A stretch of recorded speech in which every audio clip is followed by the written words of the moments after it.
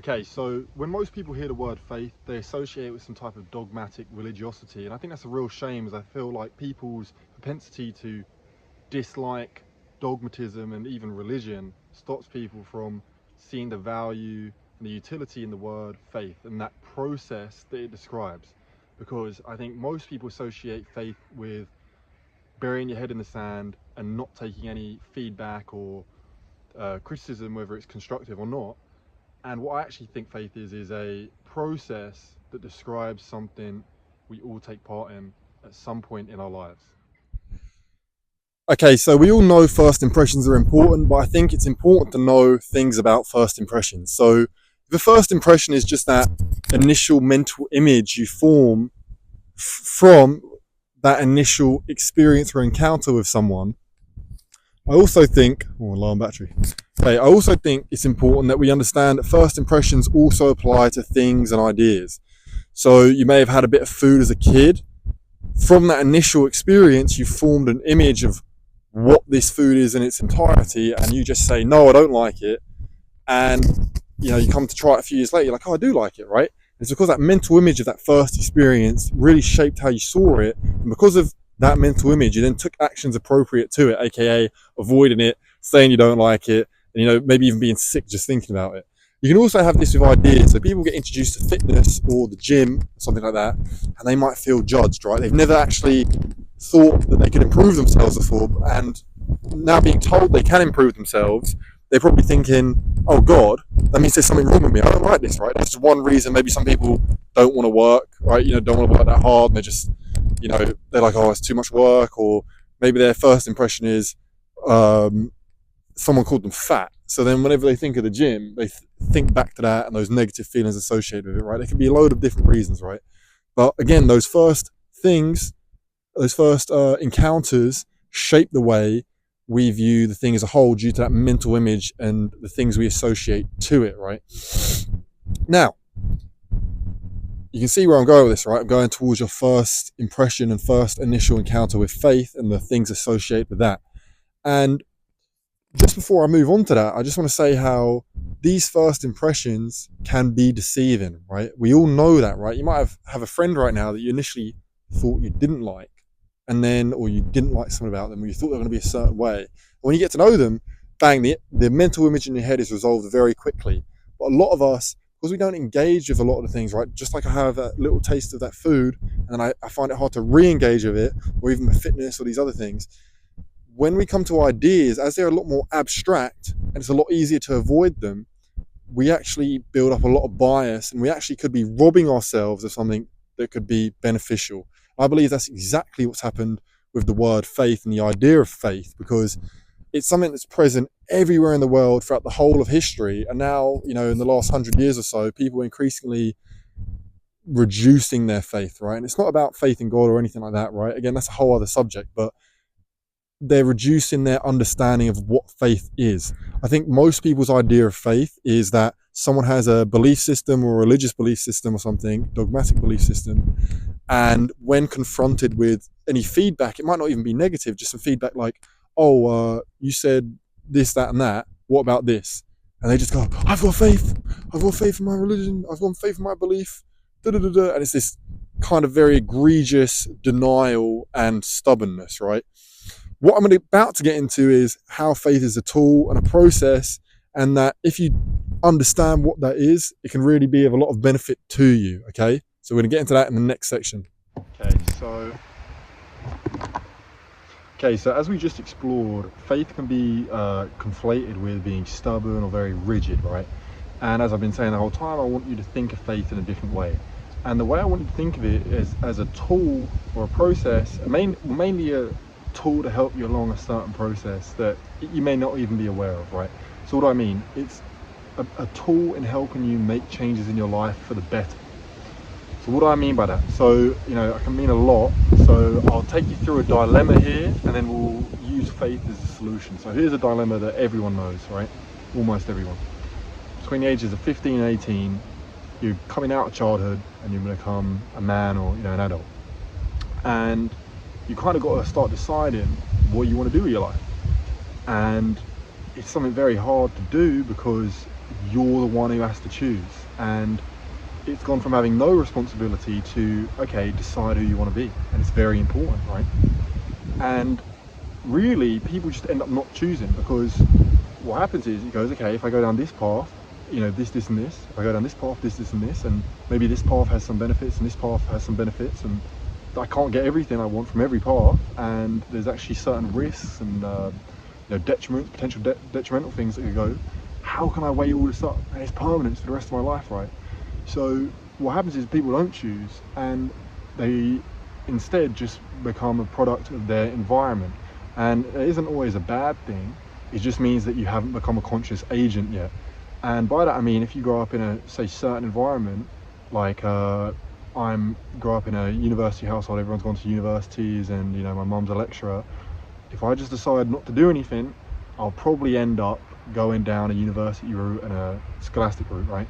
If I grow up in a house of, say, manual labourers or all plumbers, I'll go down something like that. If I grow up in a household where we take a load of benefits or welfare,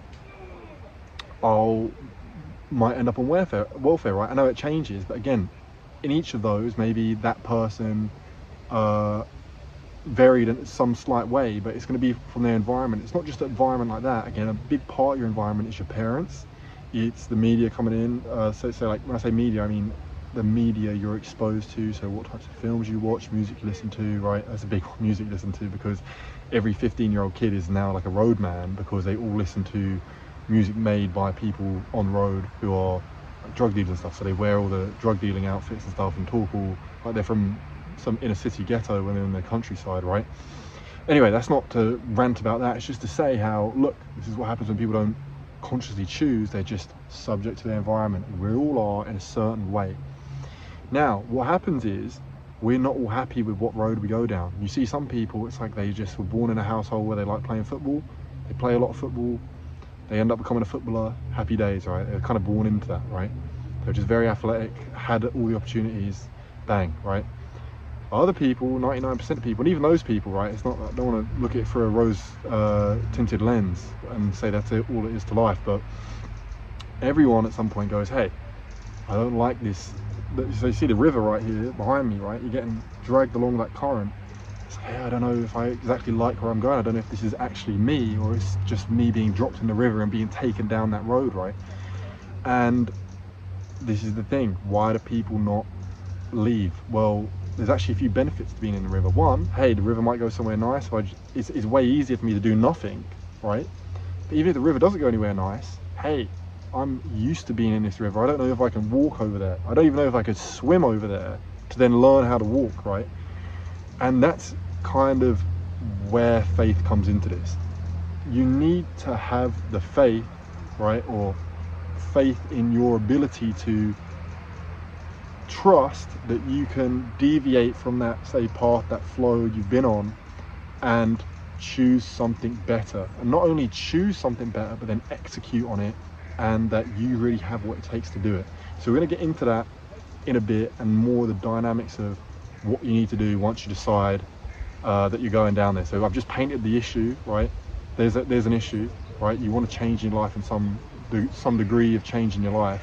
We're going to see how faith ties into a successful change, and one that's worth making. Okay, so I jumped the gun a little bit on the last section, but just to recap or go over the bit I jumped on, was at some point when you're being swept along in life, say down that river, you've got to make the decision that, hey, I might want to go somewhere else, right? I might not be happy with the circumstance I've been given, the cards I've been dealt, right? Some people are happy with that and they make the most of it. There's nothing to be resentful about or mad about. It's just, for you in your position, can you get better, not bitter, right? And that's where faith comes in, because the definition for faith is having complete trust or confidence in someone or something.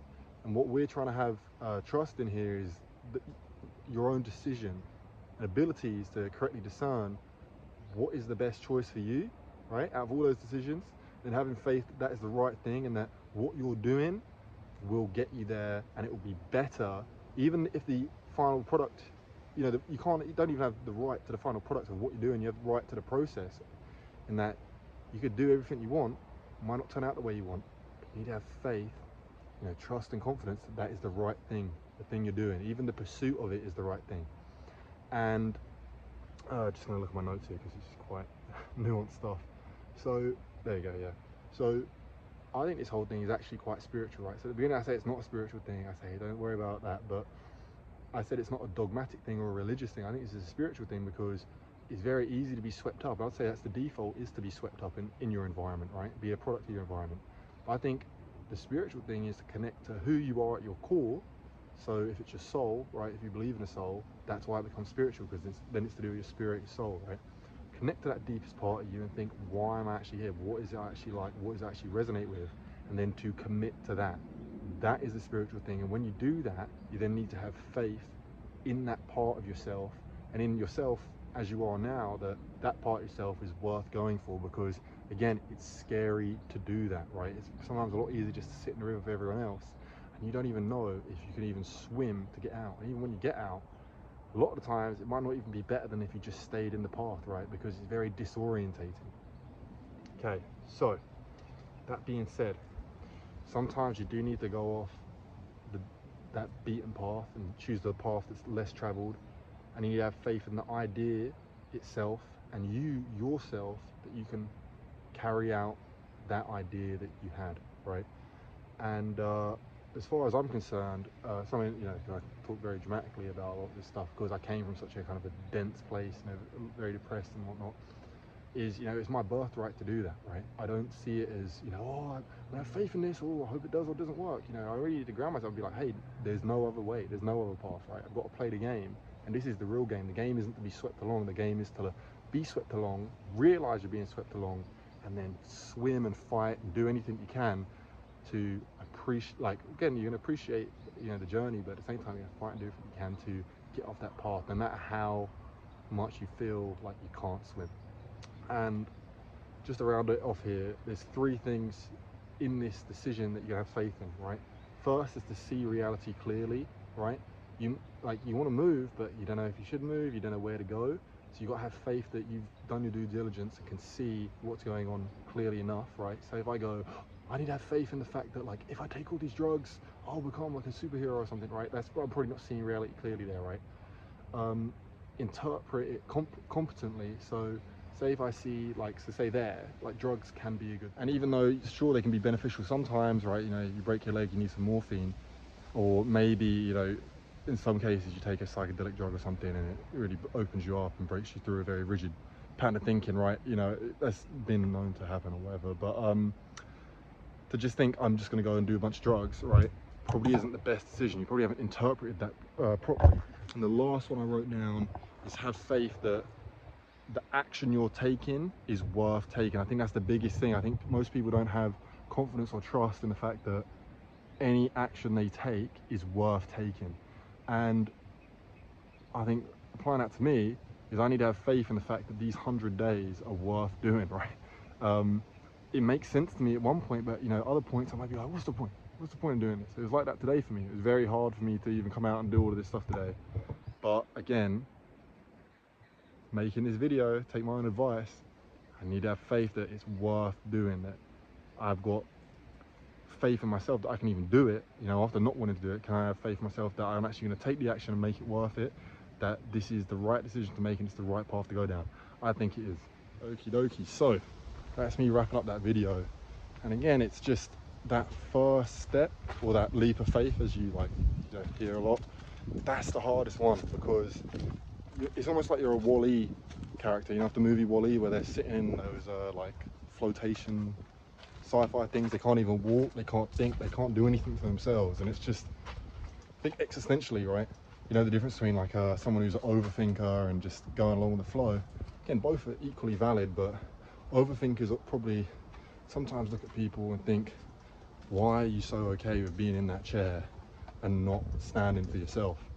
And it's not that they're bad people or anything like that. I think that's a very annoying thing people come to a conclusion of, is like, I'm a better person for thinking like this. It's like, no, you're fucking not, right? If you want to do something different, you go do it.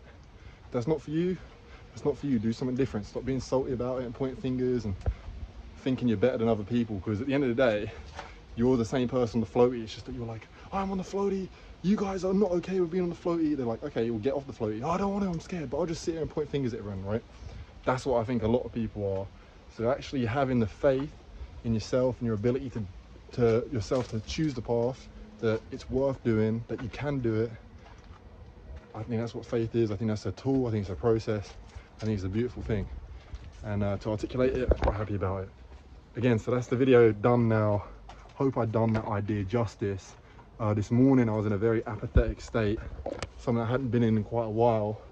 And I actually had to employ this myself and be like, right, I obviously set out with the intention of doing 100 videos. I trusted and had confidence in the fact that that was the right thing to do and that would get me somewhere I want to go. And I have trust and confidence in myself that I can do it. So even though I didn't feel like doing it today, and I was very slow and very, just didn't feel like I should be doing it or wanted to do it or was, you know, even worthy of doing it, like, just felt so lazy and had to have confidence, had to have trust, had to push through. So yeah, that's the video. Hope you enjoyed it.